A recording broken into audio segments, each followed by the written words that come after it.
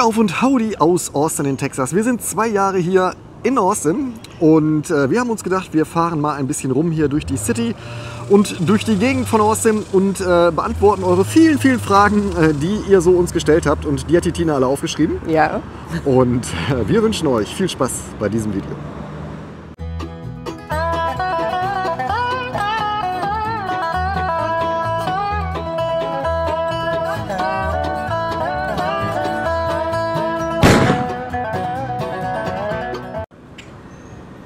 Und die erste Frage ist direkt die allumfassende, entscheidende Frage hier, Tina. Wie lautet die? Ja, und deswegen sind wir auch genau hier am Kapitol.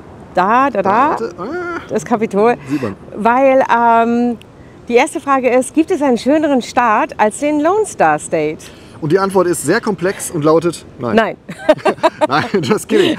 Also ist ja immer die Frage, also was heißt schöner? Ne? Also ist ja, weißt du, manche mögen die Berge, manche mögen die See, ne? Wir mögen Austin. Momentan gibt es für uns keinen schöneren Staat, wobei ich das mag, wenn die Landschaft ein bisschen abwechselt. Das ist hier in Austin schon so der Fall, ne? Aber dass man jetzt Bergwelt hat und sowas, das ist natürlich nicht hier. Ne?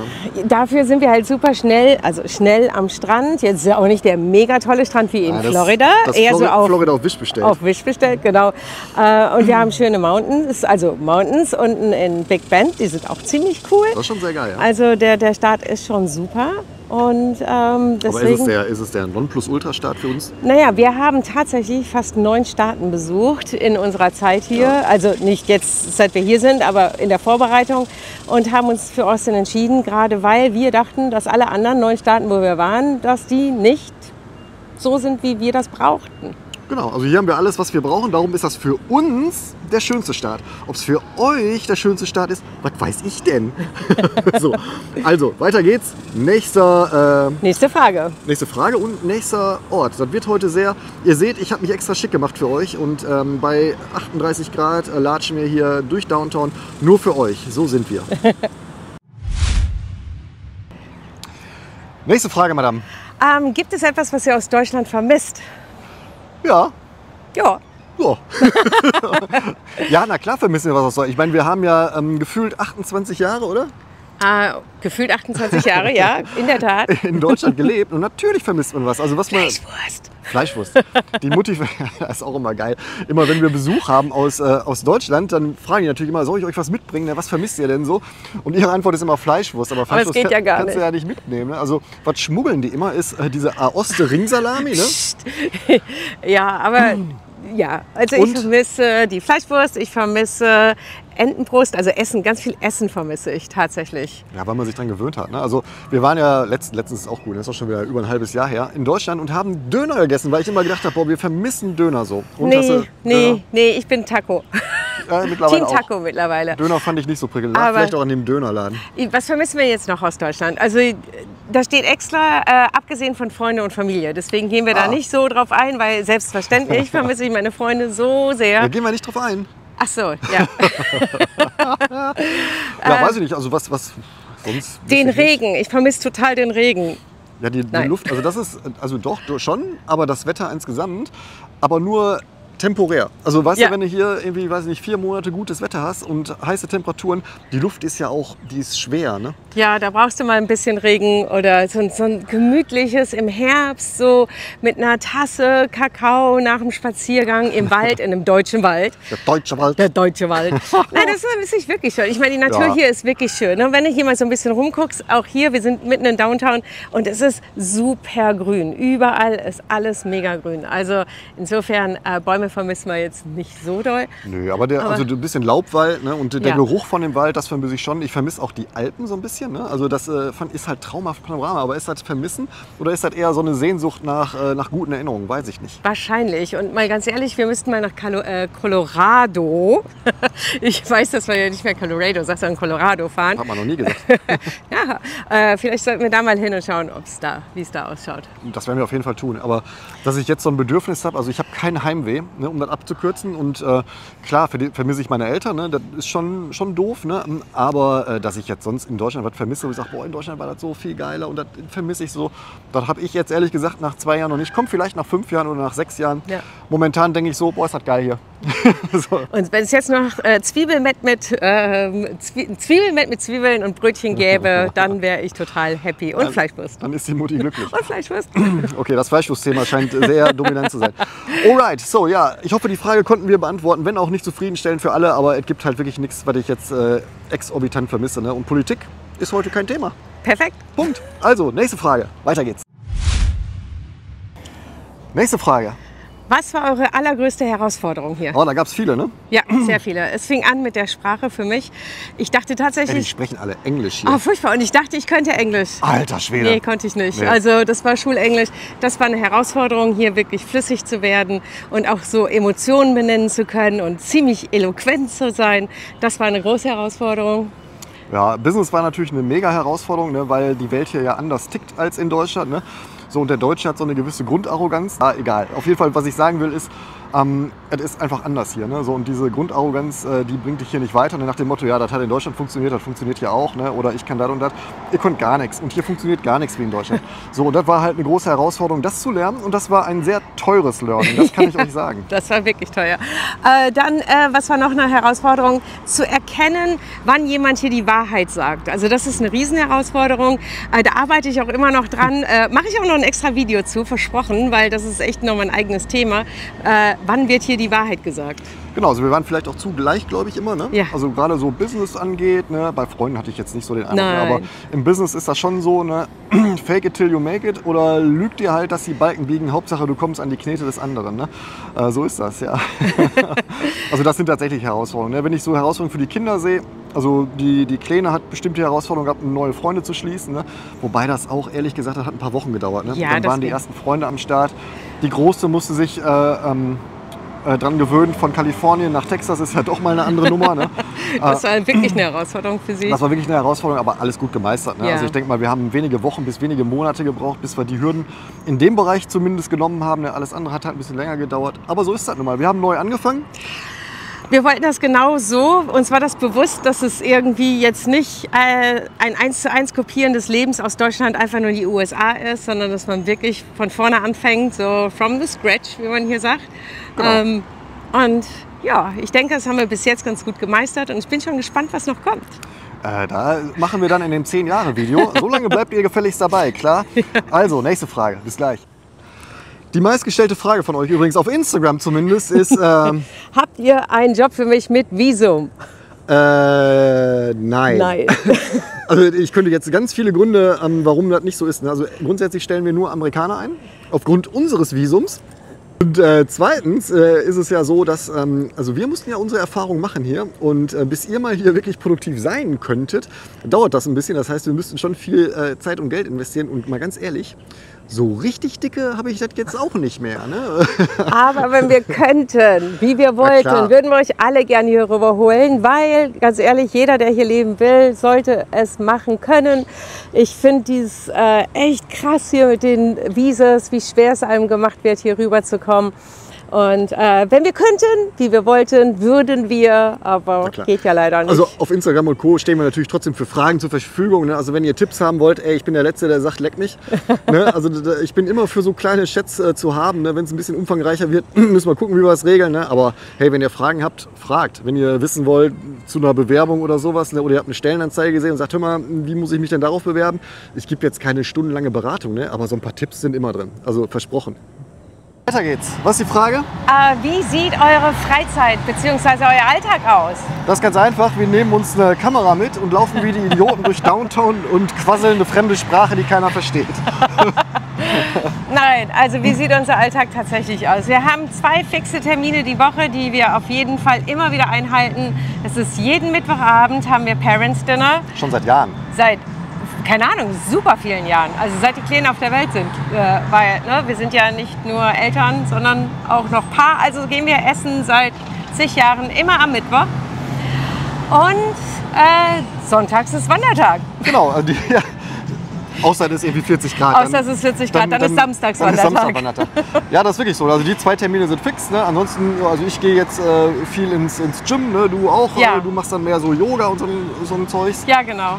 Ich gehe auf die Treadmill und an die Maschinen. Und wenn das Wetter ein bisschen kühler ist, also so im Herbst und Winter, gehe ich auch wieder draußen laufen. Das tue ich. Dann haben wir ja ihr wisst das ja, ein Boot. Ja, genau. Wir sind Bootbesitzer. Ein Zweier-Kajak, wo wir jetzt ja auch Schwimmwesten haben, weil wir hier Schwimmwesten mit uns führen müssen. Und das ist schnell aufblasbar und schnell wieder zusammenfaltbar. Das machen wir oft. Ja, genau. Das machen wir öfters. Oh mein Gott, ihr seht da hinten. Wie lustig ist das bitte?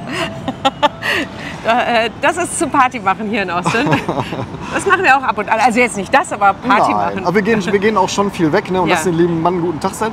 Einen guten Mann sein, weil das Arbeiten hier ist schon mehr. Ne? Also wir sind fleißiger als in Deutschland, weil das Rad sich hier drehen muss und weil man sich einfach auch anstecken lässt. Ne? Also die Amerikaner, die sind schon viel fleißiger, als wir das gewohnt sind. Die arbeiten viel mehr und da muss man einfach mithalten. Das heißt irgendwie, wenn der Abend kommt, bin ich fertig. Ja, genau. Es ist so. Manchmal gehen wir dann noch ins Kino und deswegen haben wir uns jetzt hier diesen Ort ausgesucht. Das da hinten, das Paramount, ist ein Kino. Da waren wir bis jetzt erst einmal drin zur Muppets Weihnachtsgeschichte. Ja, die Muppets Weihnachtsgeschichte. Und das war wunderschön. Ansonsten gehen wir bei uns unten im Dorf, in der Neighborhood, da gibt es ein Kino. Das ist auch mega klasse, das machen wir auch super gerne. Das finde ich ganz cool, weil die haben so Liegesitze und man kann während des Films Essen und Getränke bestellen. Und das ist schon wirklich sehr, sehr cool. Also wirklich cool. Also arbeiten, Spaß haben, mit Freunden treffen, viel Sport, wirklich sehr viel Sport, essen gehen und das Leben in Austin genießen. So ist das. Also, ich hoffe, die Frage ist hinreichend ergänzt. Also, ich kann euch jetzt nicht sagen von 7 Uhr, 6 Uhr morgens bis 20 Uhr, weil jeder Tag einfach auch anders aussieht. Ne? Aber so ein paar Highlights sind halt immer dabei. So, in diesem Sinne, wir nehmen euch mit weiter durch die Straßen Austins und gehen über zur nächsten Frage. Bis gleich. Wuppertal ist auch ganz schön hier, ne? Oder? Sieht eigentlich aus wie Bochum hier. Ja. Bochum, ich komme aus dir. So. Willkommen im, wo sind wir eigentlich? Im Bullock Museum, beim Lone Star. Beim Lone Star, das ist total symbolträchtig. Ja. Und darum die folgende Frage. Wollt ihr jemals zurück nach Deutschland ziehen? Ich weiß nicht, Digga. Zurzeit kommt das absolut null in Frage. Also zurzeit fühlen wir uns hier viel sicherer, viel besser, viel entspannter, viel glücklicher. Ja, also ich muss sagen, die Lebensqualität ist immens gestiegen. Das ist einfach so. Ne? Ich meine, wir haben jetzt auch wirklich lange Zeit in Deutschland gelebt und also ich persönlich, jetzt, das wird sich natürlich in ein paar Jahren vielleicht ändern, ne? Aber ich kann mir nicht vorstellen, jemals wieder in Deutschland zu leben. Das ist außer vielleicht, wenn ich ganz alt bin oder ich weiß es nicht. Aber momentan, der André, der jetzt hier steht, der kann sich nicht vorstellen, nach Deutschland zurückzugehen. Nee, die Tina auch nicht. Ich kann mir das absolut auch null vorstellen. Bei unseren Kindern, muss ich ehrlich sagen, bei der Großen sieht es auch danach aus, als ob sie das nicht möchte. Bei der Kleinen wissen wir es nicht. Die Kleine ist eher... Die vermisst halt Freunde und Oma und Opa ganz schön doll. Ja, das stimmt. Wobei, das wird ja irgendwann auch verpuffen, ne? Irgendwie. Aber ich meine, je länger du weg bist von Freunden und Co., ne? Das wisst ihr selber, ne? Dann hast du irgendwie noch mal ein bisschen telefonieren und dann wird halt aber auch immer weniger. Ne? Aber das war ja die nächste Frage und die beantworten wir da hinten. Da hinten. Willkommen zurück hier in Wuppertal. Nein, wir sind hier am Blanton Museum of Art. Und das hier ist alles also das ist eigentlich die Art, ne? Ja, das ist die Art. Da drin sind nur Restrooms. Aber Nein, super schön. Also wenn ihr mal hier seid, solltet ihr unbedingt hier reingehen. Lohnt sich total. Aber die Frage, die wir hier beantworten, lautet, konnten wir noch Kontakt zu Freunden und Familie, also Familie auf jeden Fall, zu Freunden halten, melden die sich noch? Oder ist das eher enttäuschend? Also Freundschaft ist keine Einbahnstraße, das muss ich sagen. Ne? Also wenn ihr hier seid und euch auch da nicht mehr meldet, dann erübrigt sich das ganz, ganz schnell. Allerdings ist das so, dass das auch von drüben keine Einbahnstraße ist.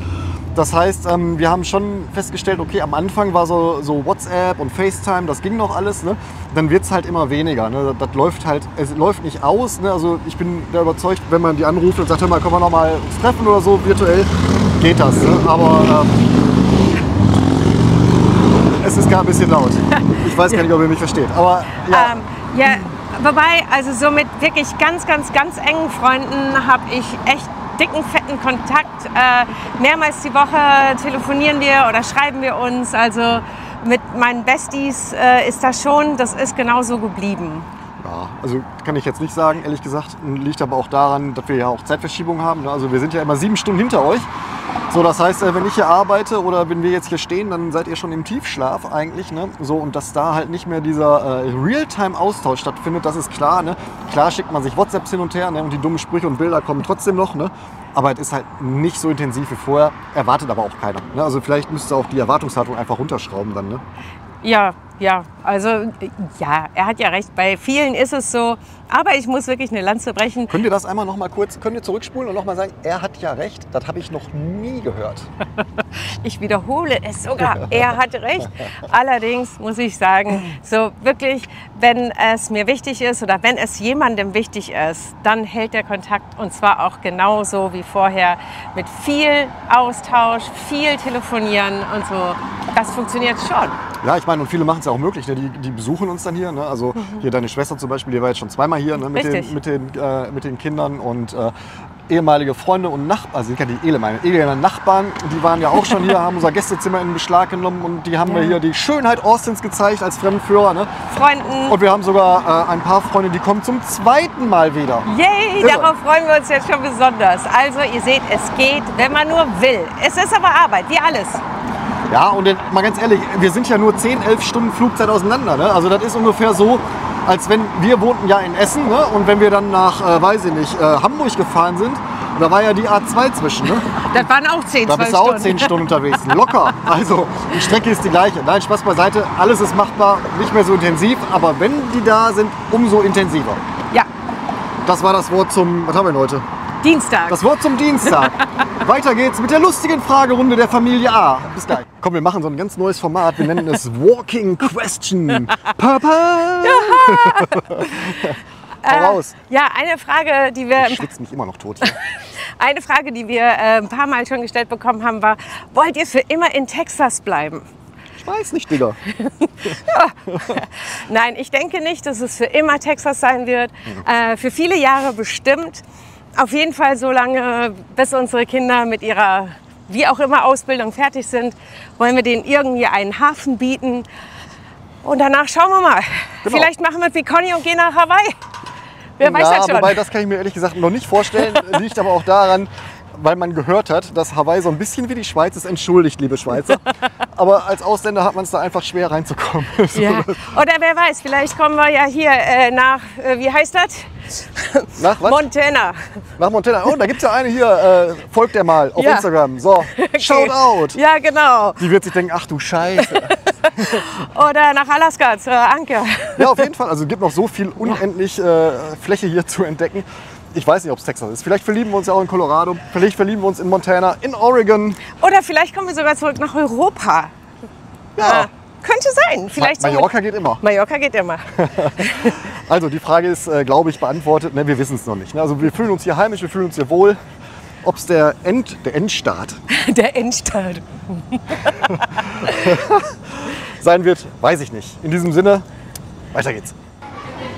Über den Dächern von Austin, das ist ja der weltberühmte Klassiker damals mit, ist egal. Wir sind für euch in die Höhe gestiegen und beantworten die nächste Frage. Die ist, was war bis jetzt euer Mega-Highlight? Highlight, durch Wortspiel. Durch Wortspiel. Hier in Wuppertal. In Wuppertal, am Zoo. Nein. Also mein Highlight war tatsächlich der Big Bend National Park. Ein unglaubliches Ereignis, ne, mit dem Sternenhimmel. Das war wirklich, also das ist schon cool. Ansonsten habe ich mehrere Highlights. Ne? Ja. Also alles so dieses typisch amerikanisch-traditionelle, wie zum Beispiel die Football Games. Ne? Also ich liebe die Football Überflüge. Games. Ja, auch die ganze Atmosphäre drumherum, ne, das ist ein Highlight. Und die Parade des 4th of July, das Feuerwerk hier, das sind so meine Highlights. Also alle so Festivitäten und die Amis, die können richtig feiern. Ich weiß, man darf nicht Amis sagen, ich darf nicht. So. Was mein Highlight war die Erfüllung eines Teenage Dream Girl Wunschtraums, eine Highschool Graduation mitzubekommen, wo alle ihre Hütchen haben fliegen lassen. Das fand ich sensationell, total emotional und viel, viel, viel besser als im Fernsehen. Andrea hat recht, die ganzen Paraden, Feuerwerke, 4th of July Feuerwerke, Silvesterfeuerwerk, also die ganze Weihnachtszeit in Amerika ist ein mega Highlight. Also so Absolut. wie hier Weihnachten gefeiert wird, Richtig Wir kommen schön. aus dem Highlighten gar nicht mehr raus. Also ihr merkt, ne, wir sind immer noch euphorisch nach 2 Jahren und das Ja. macht einfach immer noch Spaß und es gibt immer noch neue Sachen zu entdecken. Also hier zum Beispiel waren wir noch nie. Nein, Das ist die Rooftop-Bar auf dem Otis Hotel. im Univiertel. Im Univiertel? Genau, es Genau. gibt 2. Und das lohnt sich auf jeden Fall. Ja, man kommt, glaube ich, nur mit Hotelkarte hier hoch. Wir haben uns reingemogelt. Aber nicht weiter sagen. Es dämmert langsam hier in Austin. Und wir sind bei Gus Chicken. Sehr famous, weil die haben Dom Perignon auf der Karte. Und das bei einer Pommesbude. Ja, für $300. Was echt für Austin jetzt nicht so mega viel ist. Es ist sau viel, keine Frage. Aber Austin nimmt sonst normalerweise echt sehr, sehr viel mehr. Also Pommesbudenpreis für einen Dom Perignon. Genau, aber das Hähnchen ist sensationell. Also wenn ihr hier seid, Second Street, San Jacinto. Und da findet ihr Gus Chicken. Aber die Frage ist ja eigentlich... Wie schafft ihr es, einigermaßen schlank zu bleiben, trotz dieses ganzen Fast Foods? Schaffen wir nicht. Nee, ich filme auch extra mit so einem Verengungsfilter hier. Na, das ist schon schwierig, ne? Weil die Scheiße ist ja auch lecker. Das ist ja das Problem an der Sache. Ne? Und die ist an jeder Ecke verfügbar. Ja, das stimmt. Und deswegen kochen wir ganz viel selber. Wir haben einen Thermomix, den benutzen wir manchmal. Wir holen Gemüse. Also hier gibt es so viel tolles Gemüse. Machen wir. Ja, machen wir manchmal. Aber also wir essen auch viel Fastfood. Das muss man sagen. Jetzt nicht wie dieses McDonald's-Scheiß oder so, sondern auch beim Mexikaner, ne, das ist natürlich alles sehr sättigend und sehr proteinhaltig und sehr kalorienhaltig. Und darum bewegen wir uns viel und nehmen euch zum Beispiel mit hier durch Austin auf Tour. Das hält uns jung und die Schritte sind schon weit über. Und in diesem Sinne, weiter geht's. Ja, leider hat Austin dann doch gestern Abend zugeschlagen und wir sind in der Rooftop-Bar versackt, sodass wir die Fragen, die noch fehlen, hier im heimischen Garten nachholen. Es Was sind haben aber wir auch nur noch 2. Ja, zum Glück nur noch 2. Das war wirklich gut gestern. Also wir waren ja noch nach Gus Chicken, ne, wo wir eben waren. Da gab es die Zanzibar. Das ist eine Rooftop-Bar im, was hat Marriott? Ich glaube ja. Marriott, ne? Ja, auf jeden Fall zweite Ecke Cesar Chavez da. Genau, das ist sehr cool eigentlich. Also gut, der Blick über Downtown ist mal in die andere Richtung, also nicht Richtung Kapitol. Ne? Und wenn das abends ist, dann leuchtet alles schön. Und das war super schön. Und außerdem waren die Frozen Margaritas ganz gut. Also dass wir gesagt haben, ach komm, machen wir heute weiter. Hier. Ja, genau. Also, wir haben noch 2 Fragen und die erste der 2 Fragen lautet: Ob wir uns jemals an die Skorpione, Schlangen und Ungeziefer hier gewöhnen können? Ja, kommt drauf an, wie du die würzt. Ne? Das, Also so viel ist das gar nicht. Ich habe hier bis jetzt nur ein einziges Mal in den 2 Jahren einen Skorpion gesehen auf meiner Terrasse. Den habe ich höflich gebeten zu gehen. Er wollte nicht hören. Dann habe ich ihn etwas eindrucksvoller gebeten zu gehen. Also da habe ich gar keine Angst vor. Schlangen habe ich einige gesehen in der letzten Zeit und die finde ich aber ehrlich gesagt ziemlich toll. Bin ich total fasziniert von, hätte ich nie gedacht.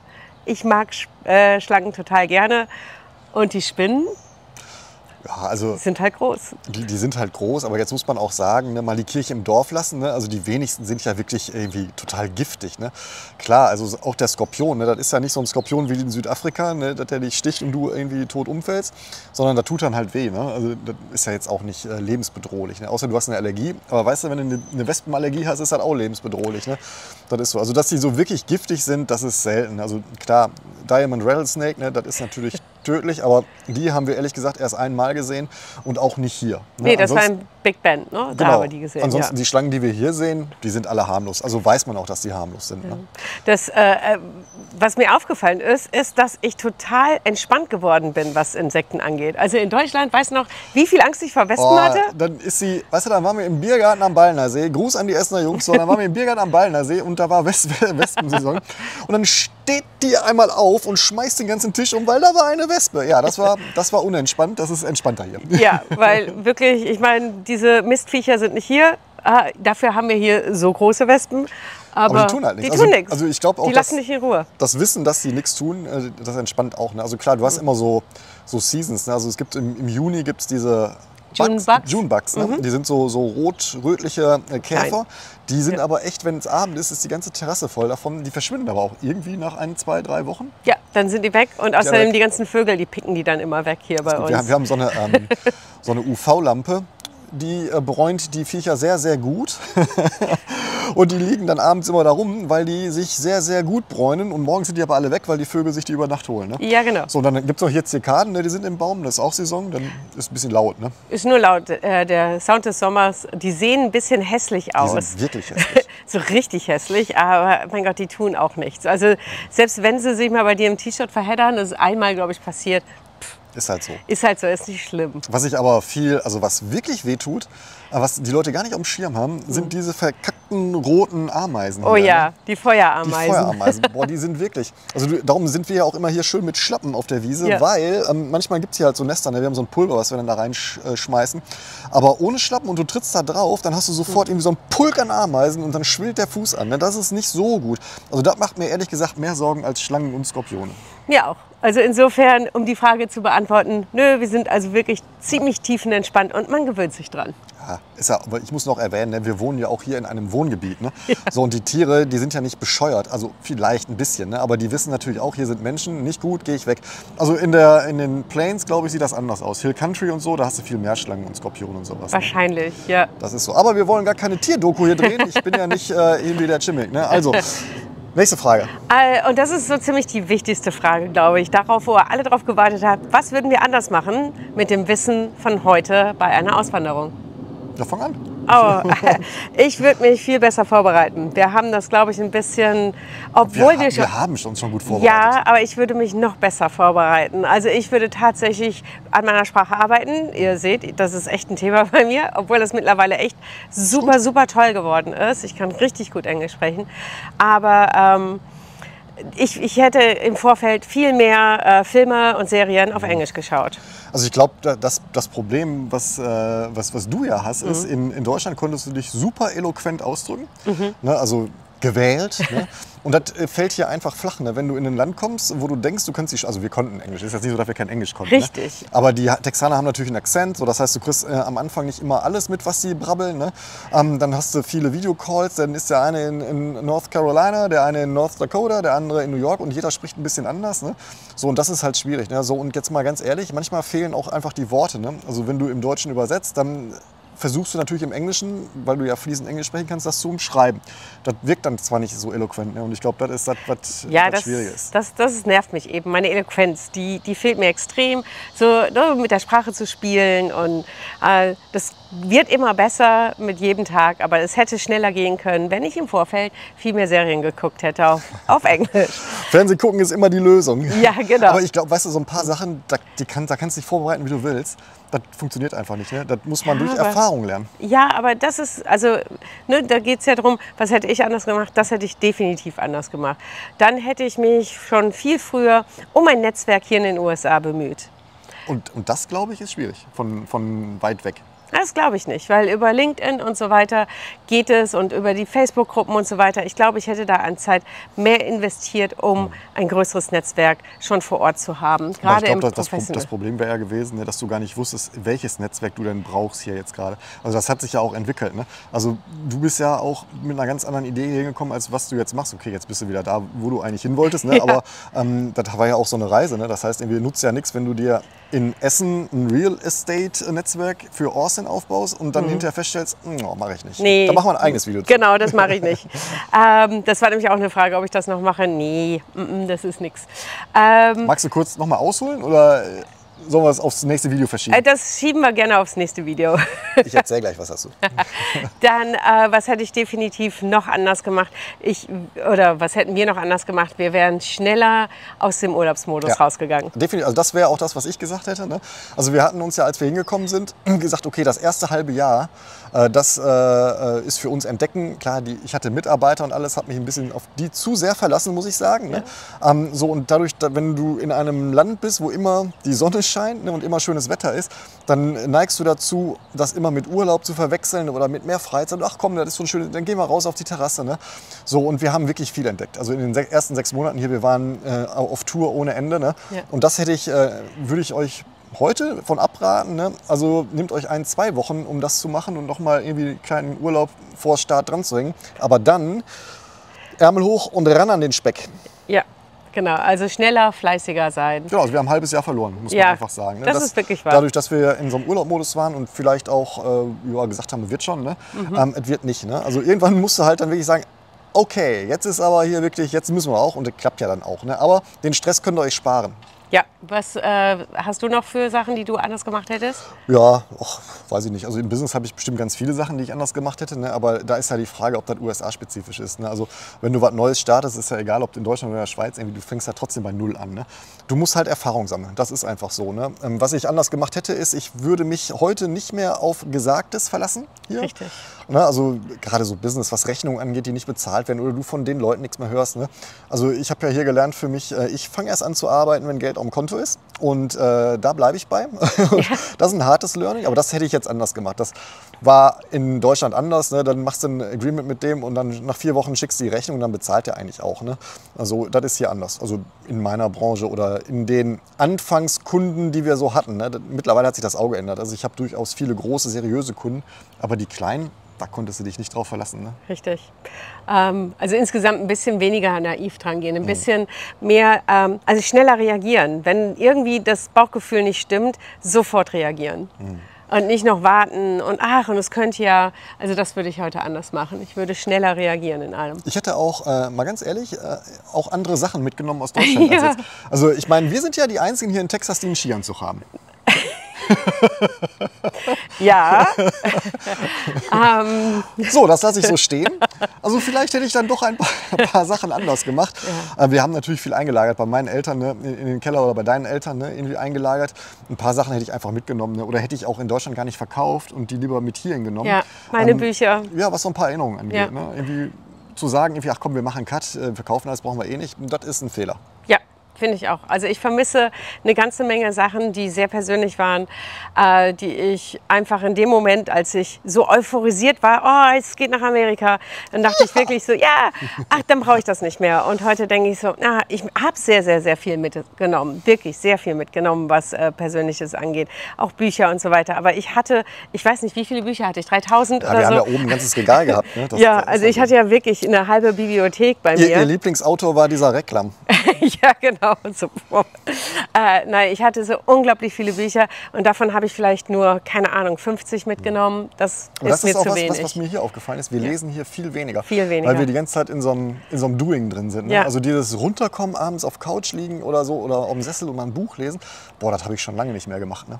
Wird Zeit, dass wir das machen. Wird Zeit, dass wir das machen und das gehen wir jetzt an. Das gehen wir jetzt ich wollte jetzt einfach so eine Überleitung machen, das ist ja Quatsch. Nein, aber ich glaube, das war es so an groben Fragen, die wir so haben. Die wichtigsten Fragen. Klar, da gibt es immer ein paar Zwischenfragen. Ne? Ein paar Sachen waren sogar so, dass wir sagen, okay, da machen wir ein eigenes Video zu. Ja. Ne, wie mit deinem Real Estate, ne? Ja. Oder mit dem, was du eben gesagt hattest in dem Film, mit dem Trust. Ne? Oh ja, mit dem Lügen. Amerikaner Lügen. Das Video, das werde ich... Die Deutschen lügen auch, aber das ist... Ja, also das werde ich auf jeden Fall. Da möchte ich unbedingt ein Video zu machen, weil das liegt mir am Herzen. Im Business, Amerikaner lügen wie gedruckt. Und ich, kleines, naives Ding, habe viel zu schnell, viel zu viel geglaubt. Ich bin ja nicht so ein Freund von Allgemeinheit, ne? Also von Verallgemeinerung. Ne? Aber es ist schon eine auffällige Häufung an Tatsachen, die wir hier so mitgeben. Also da macht die Tina auf jeden Fall ein eigenes Video zu. Da gibt es viel zu erzählen drüber. Also viel Gutes und auch viel Schlechtes. Ne? So, das ist einfach so. Ja, ansonsten, 2 Jahre sind um. Uns hat es viel Freude gemacht. Ich weiß, wir hätten viel mehr Content drehen können, aber wir haben einfach auch keine Zeit. So. Aber wir nehmen uns die Zeit. Wir nehmen uns die Zeit, Also genau. wir wollen auf jeden Fall viel mehr Videos machen, weil ich mag natürlich diesen Austausch mit euch. Und jetzt zum absoluten Schluss noch ein Fun Fact. Ich war mit meiner Schwester hier mit meiner Tochter war ich hier in Austin einkaufen und auf einmal höre ich so, hey, bist du Tina? Das war so, wow. Und genau das ist so witzig und das mache ich total gerne. Ja, das ist witzig. Also ich glaube, wir haben jetzt keinen mega großen YouTube-Kanal. Ne? Nein. Wir machen das ja nebenbei. Ne? Aber die Community, die wir haben, die ist schon sehr geil. Ne? Ich meine, wir haben jetzt, wo wir das Video drehen, ich glaube 3.300 Follower. Ne? Wir sind in regen Austausch und wir haben tatsächlich auch schon ganz viele in echt getroffen. Ja. Also wir haben echt eine hohe Qualität an Followern hier. Dafür vielen Dank. Ich habe jetzt meinen Hut nicht auf, aber ich würde ihn euch ziehen. Schön, dass ihr dabei seid. Schön, dass ihr uns folgt. Und ja, wir sehen uns dann in 2 Jahren. Nein. Wir sehen uns sehr bald wieder. Ne? Ganz, ganz bald wieder. Wir sind jetzt einmal in so einem Flow. Yay. Und jetzt flowen wir zum Barbecue. Also schön, dass ihr dabei seid. Danke fürs Folgen. Bis bald. Bis bald. Ciao.